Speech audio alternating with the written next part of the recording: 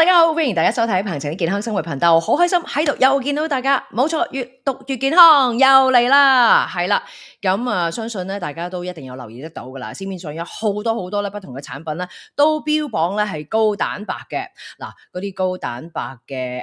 雞肉啦，係啦，高蛋白奶啦，高蛋白嘅 cereal 啦，高蛋白嘅奶粉啦，等等啦，其實都充斥喺市面嘅。咁而且咧，好似我哋啲中女咁樣啦，我哋啲中年人咁樣啦，40-50歲啦，咁大家都想知道咧，就係啦，個個都話要增肌噶嘛，咁梗係要食多啲蛋白質噶啦。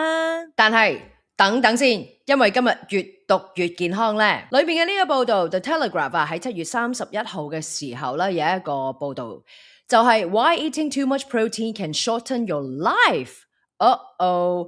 最新嘅研究又話，如果食得多蛋白質咧，但係又唔多喐嘅話咧，可能唔止唔會更健康，仲有機會令你脂肪增加、血糖控制變差，甚至加速衰老添啊！哎呀，阿媽，我好亂啊，點解好似一時一樣咁㗎？一時又叫我食，一時又叫我唔好食，咁即係點啊？嗱，唔係叫大家唔好食蛋白質，唔食魚啊，唔食肉啊，唔食蛋啊咁，而係想話俾你聽，人到中年啊，40-50歲之後，到底點樣食蛋白質先至唔會好心做壞事呢？咁就梗係要多啲留意，越讀越健康啦。每一個星期咧都會有好多唔同嘅健康專題咧，同大家一齊分享嘅。我亦都咧就係啦，多咗一個嘅新嘅環節咧，叫做越讀越健康新聞。咁啊，每個禮拜咧都同大家睇幾單最新嘅健康資訊、健康嘅新聞嘅。所以都希望你 subscribe、like and share 我嘅 channel 彭程的健康生活頻道，撳埋鐘仔，有最新嘅健康資訊咧，都會話俾大家聽嘅。記得要睇到最尾啊！我亦都知道有好多朋友咧，其實都有睇我嘅環節，咁但係咧未 subscribe，咁所以希望大家多多支持，多多鼓勵，記得訂閱我嘅 channel。OK，Are you ready？ 越讀越健康，50歲狂食高蛋白，可能越食越老，3個真相你要知道。Let's go， 蛋白質嚟個平反先，因為佢絕對咧係唔係壞人嚟嘅吓，仲好緊要添。因為咧隨住年紀大咧，我哋嘅肌肉流失咧係確實大嘅，而做一啲嘅力量訓練，譬如好似咧就係舉鐵啦、深蹲啊、掌上壓啦，再配合較高蛋白嘅攝取啦。過去好多研究咧都發現咧有助對抗年齡相關嘅肌肉流失。問題咧好多信息咧可能只係講咗一半，譬如話俾你聽，係啊，年紀大咗咧肌肉好容易流失嘅，一定要咧補翻多啲嘅蛋白質咁先得。咁所以咧大家就哇狂食雞胸啦甚至係唔做運動都食蛋白粉，希望可以補充翻咧多啲嘅蛋白質。報道入面嚟自 University of Wisconsin Medicine 嘅 Professor Dudley Lemming 咧都提醒我哋，對於老化肌肉嚟講啦，可能真正最緊要嘅係你有冇做咧重量訓練，即係阻力訓練同埋運動。如果淨係咧係食蛋白質而身體冇用到嘅話咧，健康咧未必會好嘅。即係好似咧你不停咧買啲裝修嘅材料翻屋企啦，但係你又唔裝修喎，堆晒啲嘢喺屋企，咁間屋又點會變得靚呢？第一個重點，少喐動仲高蛋白，身體可能處理唔切。Professor Dudley Lemming 咧就做咗研究，咁發現咧高蛋白飲食咧如果冇配合運動嘅話咧，就算啊總熱量一樣，都可能咧喺4個幾月咧出現兩樣嘢。第一，身體脂肪增加，同埋胰島素抗阻 （insulin resistance）。insulin resistance 大家一定聽得多啦，身體本來收到血糖嘅信號啊嘛，咁應該咧好有效率咁去處理嘅。但係當反應變差嘅話咧，就好似屋企嗰個門鐘壞咗，撳極都冇人應。久而久之，血糖嘅控制咧就好容易出問題啦。報道裏面亦都提到啦 Professor Lemming 指出啦，多項嘅研究都見到咧，食較多蛋白質嘅人咧出現癌症啦、糖尿病啦、心血管疾病嘅比率咧都較高嘅，甚至可能咧同較短壽命有關。呢一個咧係觀察得到嘅關聯，唔代表咧食一杯蛋白粉咧就一定出事。不過對於平日活動量低嘅人嚟講咧，一定要提高警覺啦，尤其係人到中年，活動量可能減少嘅，返工坐喺度啦，食飯坐喺度啦，跟住然之後坐喺度煲劇，一坐咧就6-7個鐘頭，返到屋企又覺得，咦係肌肉流失，梗係要補下蛋白質啦。嗱，呢啲咧就真係要小心留意啊。點解咧？因為你成日坐喺度又唔喐啊嘛，呢一個組合先至係報道裏面咧特別別要提醒大家留意嘅地方，即係你食咗啲嘢落肚，你都要揾地方去喐，揾地方去用咗呢啲能量咁先得噶嘛。第二個重點，蛋白質消化之後唔係淨係得肌肉原料，點解喺少運動嘅情況底下，過多嘅蛋白質會令到我哋身體會有麻煩嘅呢？報道咧就訪問咗 Erasmus University Medical Centre 嘅 Wilbert Vermey， 佢就解釋啦，蛋白質消化之後咧，除咗會拆解成為身體需要嘅氨基酸啦，同時亦都會產生一啲咧唔穩定嘅化學物質。當呢一類嘅物質太多咧，會有機會傷害細胞入面嘅 DNA 嘅，即係咧就好似我哋身體咧就其實好似一個廚房咁啊。當我哋煮餸嘅時候，當然咧材料咧係好緊要啦，係嘛？新鮮嘅食材有邊個唔中意食啊？不過咧喺煮飯嘅過程當中咧，就會產生啲油煙啦同埋垃圾。咁如果我哋唔好好處理嘅話咧，咁我哋嘅廚房就一啲都唔乾淨，而且仲好混亂添。而且咧年紀越嚟越大啦，我哋嘅身體嘅修復啦同埋清理嘅能力咧越嚟越重要。所以咧對於好多中年人嚟講咧，絕對唔係一味咧就話好啦，去試下做多啲啦，食多啲嘅咁，而係追求適量同埋配合運動量。報道亦都提到啊，喺實驗室老鼠研究裏邊咧，較低蛋白質飲食嘅老鼠壽命咧最多可以增加30%。不過咧，要非常清楚啊，人類研究咧仍然係早期嘅階段，唔可以直接話少食蛋白質咧就一定長壽。所以咧千祈唔好聽完之後就即刻走去戒肉啊、戒蛋啊，咩都唔食啊。而真正嘅信息咧就係千祈唔好盲目去加好多嘅蛋白質，尤其係你成日都唔喐。第三個重點，想減肥，高蛋白未必係唯一嘅答案。冇錯，而家好多減肥資訊咧都提醒大家，你想瘦啊嘛，梗係要食多啲蛋白質啦。的確啦，蛋白質係會令人有飽肚嘅感覺，咁你咪唔會成日都想食嘢咯，係咪？不過咧，報道裏面講嘅研究咧，其實可以提供另外一個角度俾大家，就係低蛋白質嘅飲食咧，其實可以喺我哋休息嘅時候咧，燃燒更多嘅能量，幫助燃燒脂肪。Professor Laming 咧喺老鼠實驗見到食較低蛋白嘅老鼠咧，雖然食得更多，反而咧較瘦，血糖控制得更加好。相反咧，高蛋白組雖然咧就食飽肚啲，但係體重咧就較容易上升。研究人員咧就認為啦，當蛋白質佔每日熱量低過10%咧，肝臟咧就會製造更多叫做 FGF21嘅荷爾蒙，向大腦發出信號，令到身體嘅總能量消耗增加。不過喺度咧真係要重申一次，呢啲發現咧唔係代表你要刻意追求咧低蛋白質嘅飲食，人類咧並唔適合長期低蛋白質㗎。報道亦都講明其實未有答案，即係話其實如果你想減肥嘅話咧，唔一定要由食好多蛋白質開始，你一定要問下自己，我係咪坐得太耐咧？我有冇做少少嘅阻力訓練 resistant training 咧？我係咪將呢啲高蛋白嘅零食當做健康嘅零食咧？結果就越食越多。我係咪以為食雞胸啦、protein bar 啦、飲呢啲 protein powder drinks 咧，可以無限量咁飲都冇問題咧？嗱，真係要問清楚自己啊！第四個重點，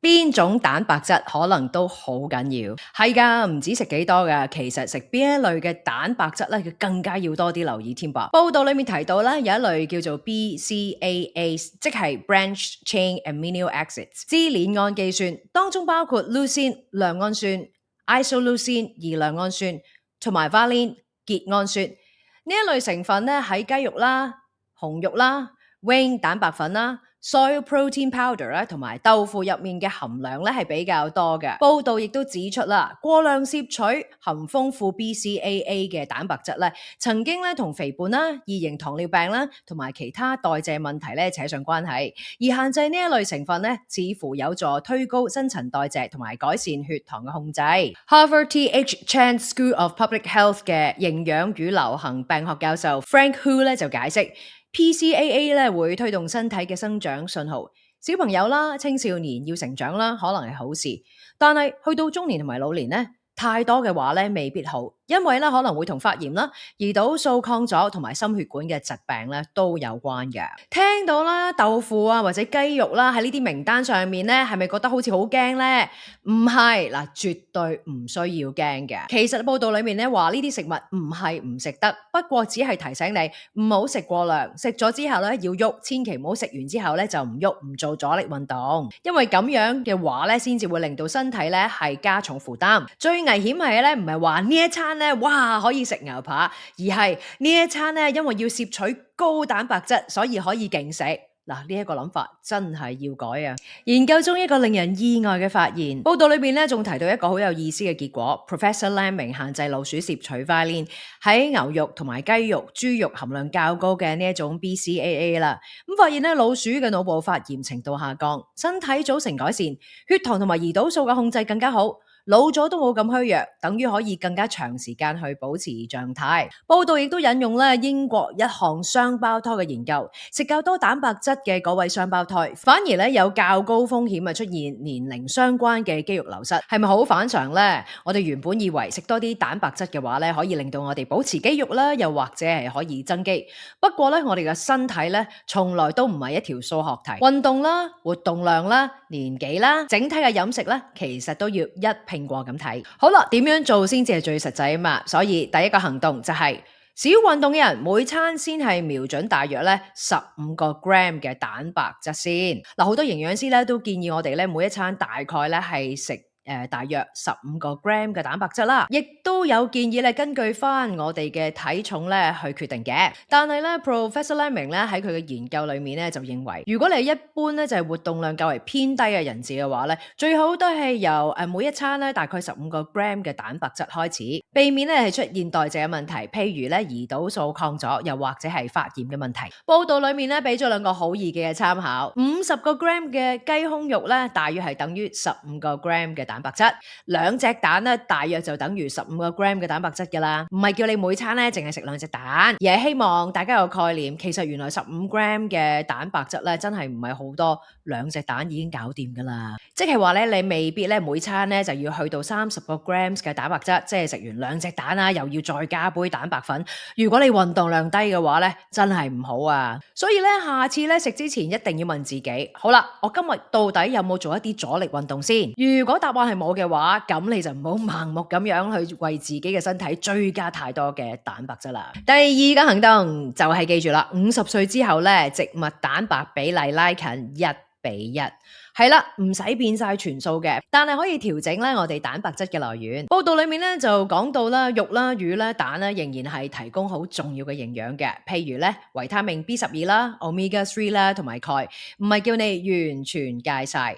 不過咧 Frank Hu 教授咧就指出，好多人食動物蛋白質嘅量咧，大約係植物蛋白質嘅2倍。50歲之後咧，可以考慮慢慢令到兩者嘅比例咧接近1:1。有研究咧就顯示，咁樣做可能咧有助降低發炎啦，同埋減低代謝疾病嘅風險。我都知你會覺得好煩噶啦，幫你諗埋噶啦。一個星期咧揀幾餐，用啲扁豆啊、鷹嘴豆啊，甚至一啲豆類嘅食物咧嚟到代替啲魚啊、肉類啊等等。下午茶咧唔一定要食 protein bar 嘅，食一啲果仁啊，或者係 seeds 啊等等都得嘅。早餐咧可以由 bacon 煎蛋變咗做燕麥粥，燕麥都含有好豐富嘅植物蛋白質㗎。第三個實際行動就係，你可能唔係缺蛋白，而係缺水。冇錯，其實之前我哋喺越讀越健康，其實都提醒過大家嘅，都係嚟自佢啦。註冊營養師 Joe Travis 啦，之前都提醒我哋啦，好多人見到自己嘅肌肉好似少咗，冇咁結實，第一時間就加蛋白質。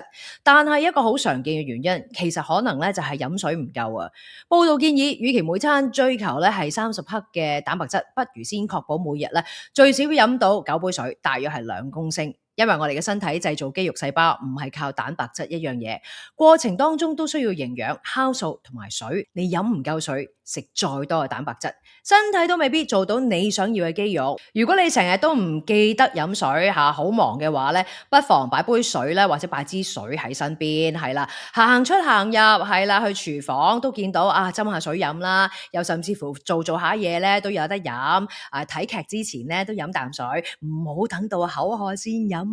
總結啦，唔好再被高蛋白呢3個字牽住走啊！今日咧最重要同大家講嘅嘢咧就係唔係係叫你唔食蛋白質，只係提醒你唔好俾高蛋白牽住你嘅鼻走。如果你有做一啲重力嘅訓練、阻力嘅訓練，你肯喐嘅，咁你食蛋白質嘅話咧，就肯定可以令你保持肌肉啦，同埋增加肌肉。但係如果你成日都係坐喺度唔喐嘅，我就勸你最好咧唔好成日食咁多啲咩蛋白粉啊、雞胸肉啊、protein bar 咁樣，因為咧會令到你嘅身體難以處理。記住呢3句說話，就係第一，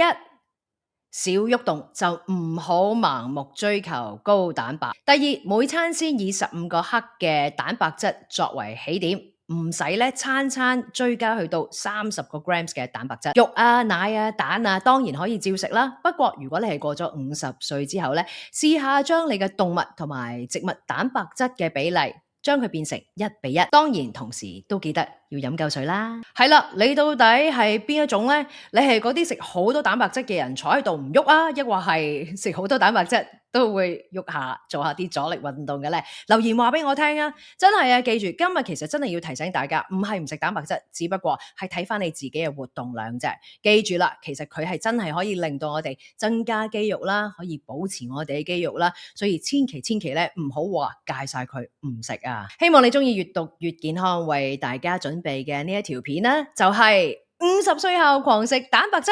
可能越食越老，3個真相你一定要知道。好啦，希望你可以subscribe、like and share 嘅 channel， 鵬程的健康生活頻道，記得撳埋鐘仔，有新片咧可以話俾大家聽嘅。除咗有越讀越健康之外咧，仲有越讀越健康新聞，一個禮拜會為大家提供2次最新嘅健康資訊，希望大家多多支持啊！記得要 subscribe， 因為睇緊好多朋友咧，其實都未 subscribe 嘅，我都希望我嘅 subscription 嘅人數咧會越嚟越多。好啦，傾到呢度先，我哋下次再見，拜拜。